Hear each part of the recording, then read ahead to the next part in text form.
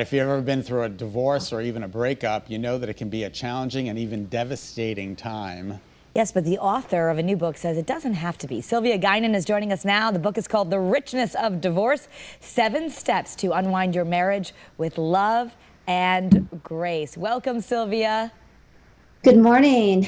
How are you? Good We're to see excellent. you. All right, Sylvia, I love the title, The Richness, because all my divorce did was cost me money, thousands in alimony per month.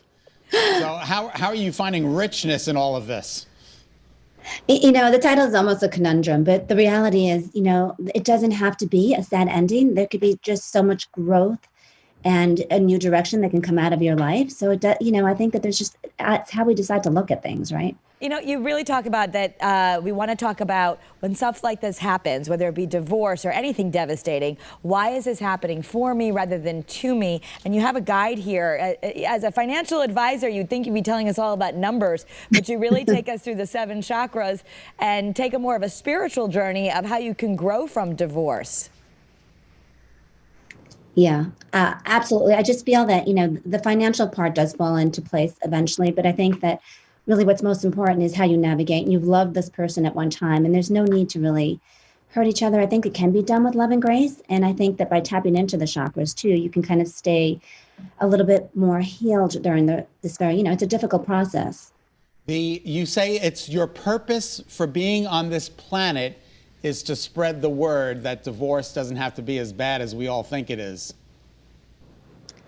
Yeah, I mean, I feel that, listen, I love everyone to be happy. I'm really more about love. But, if we're in a relationship that's not serving us, it's really not healthy for anyone. And particularly when there's children involved. I believe that the children feel the stress.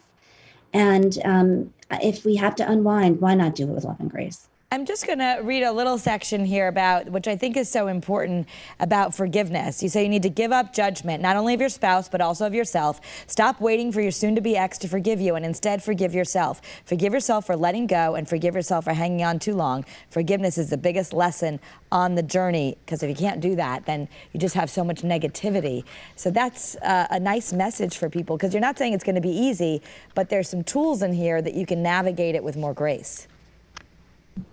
Yeah, absolutely. I think so many times we judge ourselves and we're so hard on ourselves as we're going through this process.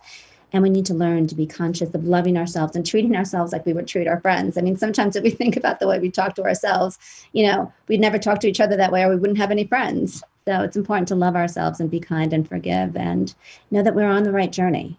We shouldn't look at the end of a divorce as a failure, right, Sylvia? Right. I think so many times as a society, we say, oh, well, they died together. They must have had a beautiful marriage. But who knows, right? Like maybe they didn't, right? So what if we can look at a 15-year marriage and say, you know what, 12 of it was great. We loved each other. We were so aligned. And then unfortunately, for whatever reasons, our paths went in different directions. And I think if we could take that blame away, that, oh, it's their fault, they did this, and just honor the fact that you've grown apart and it no longer serves you. And it's just time to move on. I think there would be so much more peace and less hostility around it. So why did you write the book? Yeah, I wrote the book because I have, in my professional career, taken over 40 women through divorce. And I've seen how they really can have so much light and love and greatness at the end. It's definitely a difficult journey. But I think that, with hope and with a great mindset, and instead of, focusing on what didn't work, keeping the balance on the presence and what you can create, I've seen just people really reinvent and create fabulous lives. And I want that for more people. Would you agree, though, Sylvia, that there are different levels of divorce? Like my divorce with Paul was very amicable. Some people get cheated on. They get money taken from them. It's just, some divorces are much harder to get over than others. Agreed or not? Oh, absolutely. I mean, there's some really difficult ones. And I think the message in the book is, regardless of what the person did, and by the way, they may continue to do, right? Depending on who they are, people don't necessarily change. You still have the power within yourself to decide how you want to navigate through. So you don't have to necessarily carry the anger and the pain or the resentment. It takes time, but you can navigate through it in a different way. But there's some difficult divorces out there. Yeah, and that's what's, the book is a bit prescriptive too, because you've got the 7 steps in here. So it's, when you're having a rough day, you can look at some of these steps and say, all right, in the end, only kindness matters. So people can get the book on Amazon?